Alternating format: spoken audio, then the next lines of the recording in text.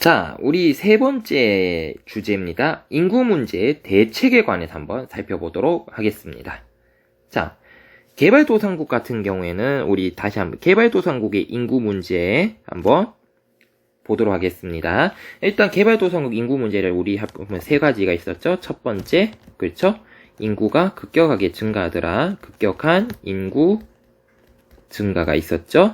두 번째, 그렇죠? 이촌향도 현상이 심하게 나타난다. 이촌향도 현상도 우리 공부를 해야 됐었고요. 그리고 세 번째 그렇죠. 성비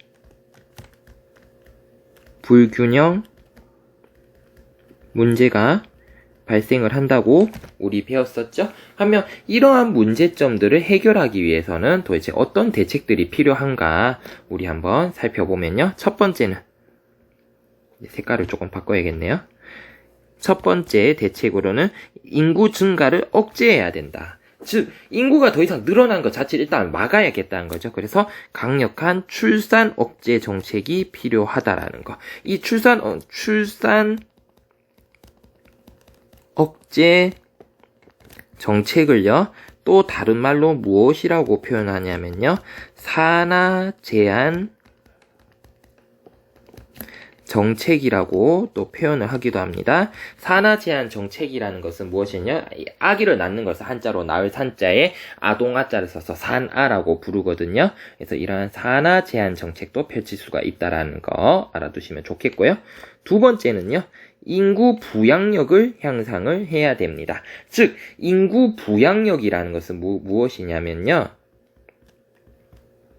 인구 부양력이라는 용어에 대해서 우리 조금 살펴보면요. 즉, 그 사회가 어떠한 사회가요? 어떤 사회가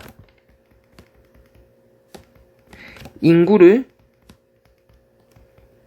부양할 수 있는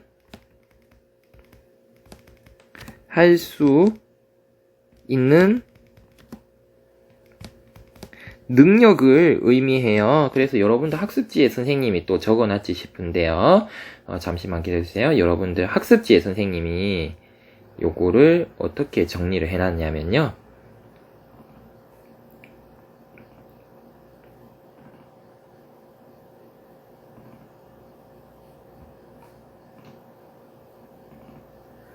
여러분들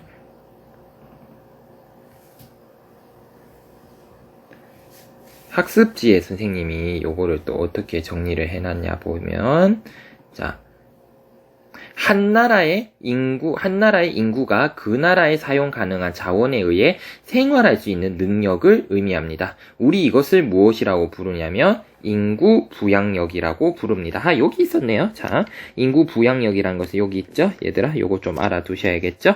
한 나라의 인구가 그 나라에 사용 가능한 자원에 의해 생활할 수 있는 능력을 우리 무엇이라고 부른다? 바로 인구 부양력이라는 겁니다. 그러니까 첫 번째 개발도상국 같은 경우에는 문제를 해결하기 위해서는 일단은 늘어나는 인구 자체를 어떻게 해야 된다? 줄여야 된다. 그래서 강력한 출산 억제 정책 또는 산하 제한 정책을 실시해야 된다. 두 번째, 인구 자체를 그 나라에서 사용할 수 있는 자원에 의해서 생활할 능력인 인구 부양력을 향상시켜야 된다. 그러면 인구 부양력이 늘어나면 더 많은 인구를 그 사회가 감당을 해낼 수 있기 때문입니다. 자, 우리가 여기까지 살펴봤고요. 이제 선진국의 인구 문제에 관해서 살펴보도록 하겠습니다. 우리 선진국의 인구 문제는 그렇죠. 두 가지가 있다라고 했었죠. 선진국 인구 문제. 첫 번째 뭐가 있었냐면 바로 저출산 문제가 발생을 한다고 했었죠. 저출산 문제. 두 번째, 이와 연결을 시켜서 알아야 되는 거, 그렇죠. 고령화 문제. 선진국에서는 요 두 가지 문제가 우리 발생을 한다고 우리 배웠었고 알아두어야 된다고 선생님 얘기를 했습니다. 그래서 우리 첫 번째 저출산 문제 해결 대책은 무엇이 있는지 한번 살펴보도록 하겠습니다. 저출산 문제는요, 바로 출산율을 높이기 위해서 출산 장려금을 지급을 합니다. 우리나라에서 현재 많이 하고 있습니다.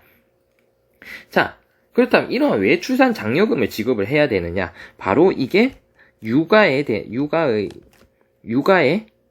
경제적 부담을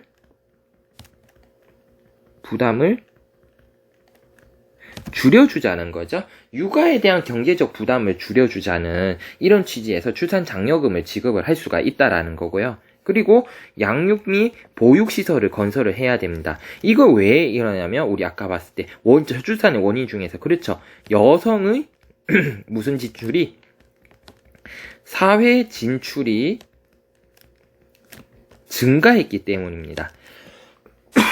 여성의 사회 진출이 증가했기 때문에 이러한 여성의 사회 진출을 그러니까 예전에는 여성이 집에 있으면서 가족들을 돌볼 수가 있었습니다. 하지만 이제 여성들이 자기 직업을 가지면서 이러한 사회 진출이 많이 늘어나게 됐잖아요. 그러니까 이렇게 일터에 나가 있는 사회에 활동하는 여성을 대신을 해서 자녀를 케어를 할 수 있는 이러한 시설들이 많아져야 된다는 겁니다. 그래서 이 두 가지가 원인이 대책이 될 수가 있겠고요. 두 번째는요, 이게 잘못됐네요, 얘들아. 두 번째는 고령화 문제에 대한 대책을 한번 살펴보겠습니다. 자, 그렇다면 노인 인구가 늘어나는 고령화 문제를 해결하기 위한 대책은 어떤 것들이 있을까요? 첫 번째, 무엇을 연장한다? 정년을 연장합니다. 즉, 일을 할 수 있는 나이인 정년을 연장을 해서 무슨 고령화 문제로 인한 노동력 부족 문제를 해결하자는 겁니다. 자, 정년을 연장해서 노동력 부족 문제를 한번 해결해보자. 두 번째, 다양한 노인 복지 제도를 도입을 해야 된다.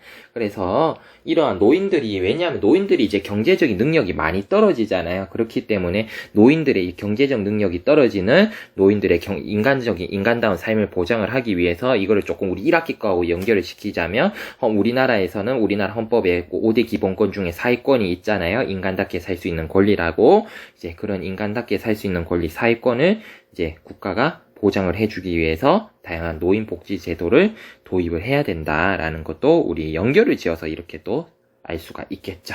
자, 이러한 대책들에 대해서 우리 한번 살펴보았습니다. 이제 마지막으로 우리나라의 인구 문제와 대책에 대해서 살펴보도록 하겠습니다.